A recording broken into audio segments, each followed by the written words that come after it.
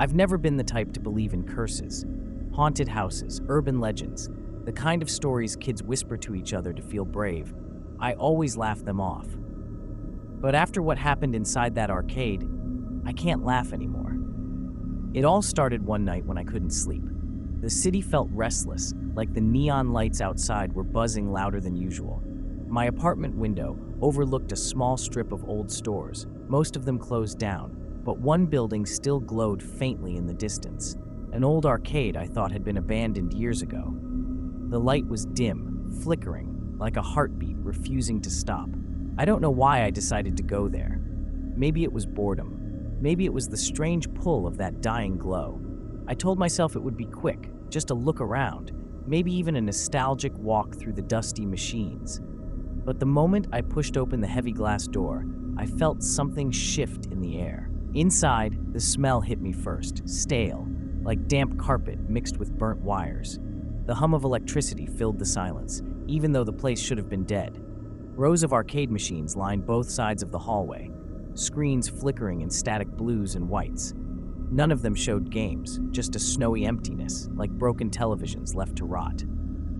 As I walked deeper, the temperature dropped. My breath turned faintly visible under the dull purple glow of a flickering ceiling light. It buzzed overhead like an insect on its last breath. My footsteps echoed across the sticky floor, and for a moment, I thought I wasn't alone. I swear I saw something move at the far end of the arcade.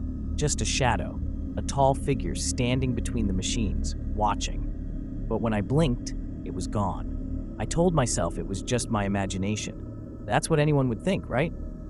Places like that play tricks on your mind. The darkness, the noise, the emptiness. Still, I couldn't shake the weight in my chest. Every step felt heavier, like the building itself wanted me to stop. I tried to touch one of the machines, pressing my hand against the dusty buttons. Cold, colder than metal should ever feel. And then, faintly, the screen flickered, not with static, but with words. Just for a second before vanishing again. It said, "Welcome." I froze. The machines around me started to hum louder, like they were waking up one by one. The static shifted, shapes forming and collapsing too fast to make sense. I could almost hear whispers beneath the noise, like voices bleeding through the speakers. That was the first moment I thought about leaving.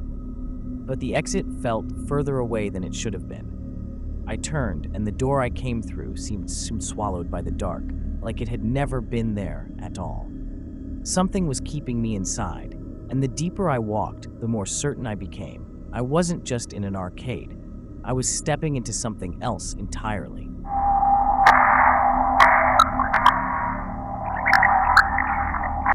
The deeper I went, the less the place felt like an arcade.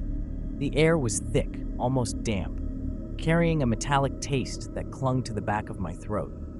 The buzzing of the neon light above was gone now, replaced by a low hum vibrating through the floor, like the heartbeat of something buried beneath the building. I passed machine after machine, their screens no longer just static. They began showing flashes, half-formed images, distorted faces pressed against glass, hands reaching out from impossible depths.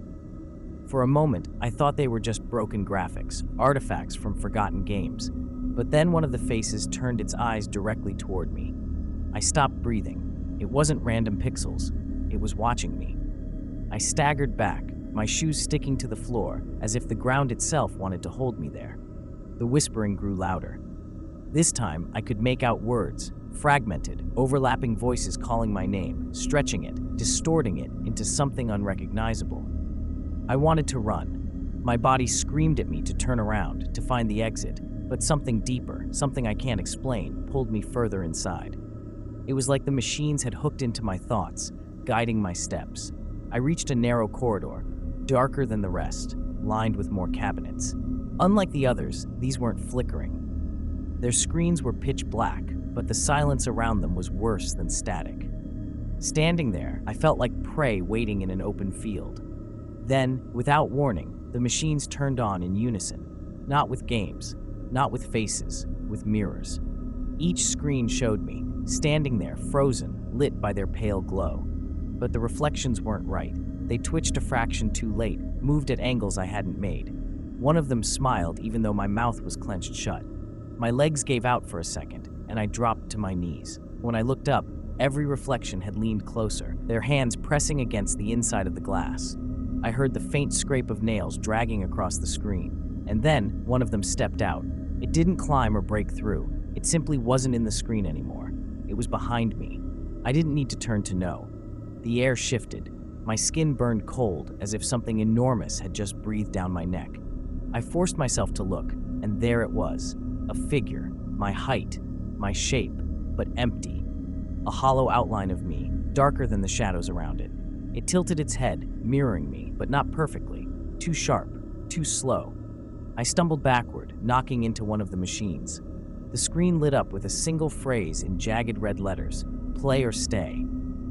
The figure reached for me, and I realized then I hadn't wandered into an abandoned arcade.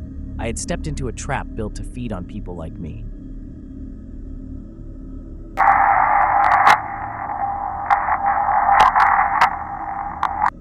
I don't remember screaming. I don't even know if sound could escape my throat. All I know is that I ran. My body moved before my mind caught up, pushing past the rows of glowing machines as the thing that wore my shape followed without footsteps.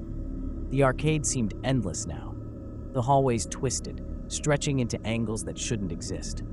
No matter how fast I ran, the exit never appeared. Every turn brought me back to more machines, or their screens taunting me with images of myself, running, falling, bleeding. The whispers had grown into a chorus, rising and falling like a cruel lullaby. They weren't just calling my name anymore. They were laughing. I tried not to look, but my eyes betrayed me. Each cabinet I passed showed me a different fate. My body crushed between gears, my face melting into static, my skin peeled away piece by piece like paper. The worst part wasn't the violence, it was the fact that in every screen I was smiling. I staggered into an open space near the center of the arcade. Dozens of machines circled me, forming a glowing arena. The figure stepped into the light now, no longer hiding in the dark. Its face, or what it used for a face, was nothing but a hollow blur. But the way it moved, jerky and slow, told me it wasn't human. It was wearing me like a mask. On the machine directly in front of me, words began to form again, glowing in blood-red letters: "Final round." The floor vibrated and the machines screamed to life, their speakers blaring distorted sounds of old games, coin drops, 8-bit explosions, the shrill cries of digital characters. It all blended into a nightmare symphony. The figure lunged. I dodged, barely, but when I turned, another was there. Another copy, then another. One by one, they stepped out of the glowing screens, circling me. My own face, empty and hollow, multiplying until I couldn't tell where the real me ended and they began. I fell to my knees, clutching my head, the voices drilling into my skull. Play or stay, play or stay, and then the machines went silent. Only one screen remained lit. In its glow, I saw myself. Not distorted, not hollow, just me. But he was smiling, calm, at peace in a way I hadn't felt in years. Slowly, he reached out his hand through the glass. I should have run. I should have fought. But the silence was so heavy, and the smile so warm, that I lifted my hand without thinking. The moment our fingers touched, the screen swallowed me whole. I didn't fall. I didn't move. I simply became part of it, trapped in endless static, watching as another lost soul wandered into the arcade. Because the light outside never goes out. It waits. And now, so do I.